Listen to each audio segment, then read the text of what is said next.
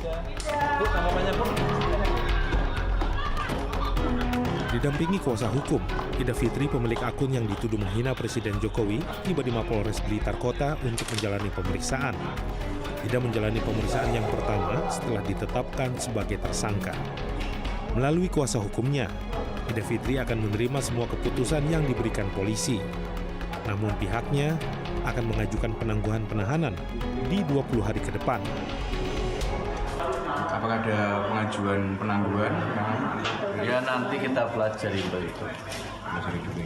Tapi menerima plan dengan ini. Apapun yang diputuskan penyidik kami menerima, gitu kan.